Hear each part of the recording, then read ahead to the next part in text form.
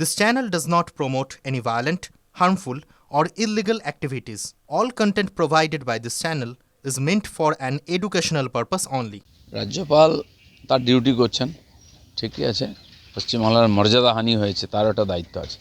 কিন্তু যে অনুষ্ঠানেতে নিজে মুখ্যমন্ত্রী, একাধিক মন্ত্রী, সেলিব্রিটি, পুলিশের সমস্ত টপ অফিসার উপস্থিত থাকার কথা এবং হাজার হাজার জনতা, সেখানে এই ধরনের অব্যবস্থা কী করে হতে পারে? বিশৃঙ্খলা কেন হচ্ছে?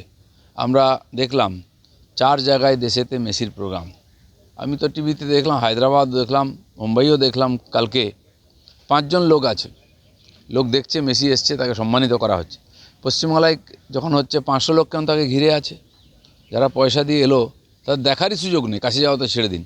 বহু বিশিষ্ট ব্যক্তি আসেন, তার সই নেন, তার সঙ্গে কথা বলেন, কারোর কোনো সুযোগ নেই। কটা লোক দাপিয়ে বেড়াচ্ছে, মনে হচ্ছে টিএমসি মেসিকে টিএমসিতে জয়েন করাতে নিয়ে এসেছিল, এমন একটা ভাব করা হচ্ছে। এই যে হ্যাংলামি, পশ্চিমবাংলার রাজনীতির যে পতন, এটা টিএমসি হাত ধরেই হয়েছে। যে সম্পূর্ণ দায়িত্ব সেজন্য তাদেরই আছে। পুলিশ হেফাজতে শতদ্রু দত্ত মেসিকে কলকাতা নিয়ে আসা কি কাল হলো, নাকি তাদের ম্যানেজমেন্টের প্রচণ্ড অভাব ছিল? না, মেসি আগেও এসছেন, অনেক একাধিক এরকম বিশ্ববরেণ্য ব্যক্তি কলকাতায় এসছেন, লোকেরা সম্মান দিয়েছে, তাদের প্রোগ্রাম দেখেছে, খেলা দেখেছে। এখন তো হয়নি এরকম। উনি নিয়ে এসছেন বলে উনি দোষী নন, উনি এনেছেন, লোকে সুযোগ পেয়েছে দেখার। কিন্তু ওনারও দায়িত্ব আছে সুশৃঙ্খলভাবে অনুষ্ঠান করা, এবং সরকারের পুরো দায়িত্ব ছিল। অনুষ্ঠান ভালো হলে মমতা ব্যানার্জি এবং তার সরকার পার্টি সব তার সুযোগ নেবে, তার শ্রেয় নেবে, ক্রেডিটটা নিয়ে নেয়।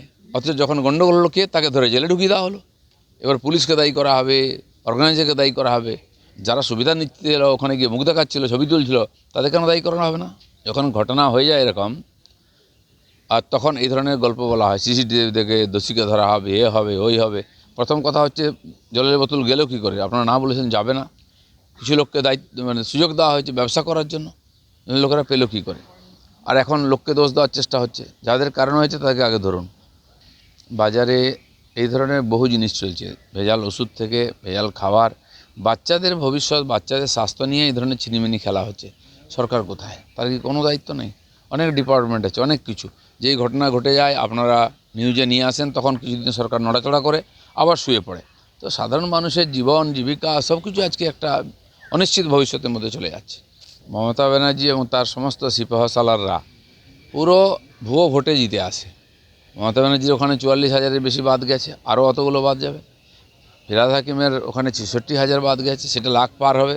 তো বোঝাই যাচ্ছে এই সরকারটা পুরো ফাঁকিবাজি দিয়ে জিতে আছে, সেই জন্য একে এবারে হারাতেই হবে।